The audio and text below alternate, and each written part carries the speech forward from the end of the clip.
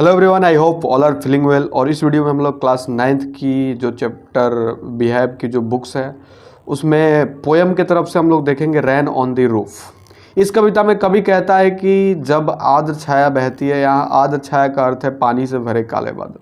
वो कहता है कि जब आकाश काले बादल से भरा होता है जिसमें नमी होती है और पानी से भरे होते हैं और बारिश लाने वाले होते हैं, इसके अलावा जब ये बादल तारों के क्षेत्र में आकाश के चारों ओर तैरते हैं, रात के समय आकाश को दर्शाता है जो तारों से भरा है। फिर विशाल बादल जो नमी से भरे होते हैं आकाश में घूमते हैं और आसमान से गिरती आंसुओं की तरह दिखने वाली बारिश की बूंदें रात के उदास अंधेरे को मिटा देती है। इसके अलावा कवि बारिश की बूंदों की तुलना आंसुओं से कर रहा है क्योंकि उसे अंधेरा बहुत उदास लगता है। इसके अलावा ऐसा लगता है जैसे यह रो रहा है और बारिश की बूंदें इसके द्वारा बहाए गए आंसू है। वह आगे कहते हैं कि यह उनके कमरे में बिस्तर पर लेटने के लिए आशीर्वाद की तरह है और छत पर गिरने वाले वर्षा बूंदों द्वारा की गई आवाज़ को सुनो। अगले भाग में जब वह अपने घर की छत पर बारिश की बूंदों को सुनता है तो कवि अपने भावनाओं को व्यक्त करता है। कवि का कहना है कि दाद पर हर सिकंद दिल में एक गूंज है।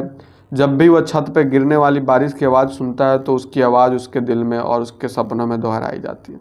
इसके अलावा उनकी कई अलग और शानदार कल्पनाएं हैं। इससे अलग छतों पर बारिश की गिरती हुई बूंदें उसके दिमाग में कई नए सपने पैदा करते। उदाहरण के लिए वो अतीत की कई फायदाओं को याद करता है जो सपनों के रूप में उसके दिमाग में वापस आती है। इसलिए वो छत पर बारिश के संरक्षण को सुनता है।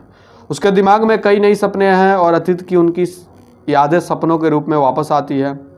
अंतिम पैराग्राफ में कवि अपनी माँ का परिचय देता है और कहता है कि वह अपनी माँ का सपना देख रहा है। जैसे कि पिछले श्लोक में बारिश अतीत की यादें लाती है और उनकी माँ की स्मृति थे तो अब जीवित नहीं है। बहुत पहले उसकी माँ उसे बहुत प्यार करती थी और वह उसे प्रिय मानने के लिए इस्तेमाल करता है। इसके अलावा वह उसे दिन के समय तक सोने देती है और मीठे सपने दिखाती। जब वह अपने कमरे की छत पर गिरने वाली बारिश की बूंदे से बने गीत को सुनता है तो उसे लगता है कि उसकी माँ उसे देख रही है। इसके अलावा बारिश की आवाज़ उसे अपने वर्तमान के साथ अपने अतीत को सहसंबंध बनाती है। यही कारण है कि वह अपने कमरे के किनारे पर बारिश की बूंदों की आवाज़ से इतना प्रभावित हुआ था। हर बार जब इस ध्वनि को सुनता है तो वह अतीत की यादों को वापस लाता है क्योंकि वह अपनी माँ की याद दिलाता है।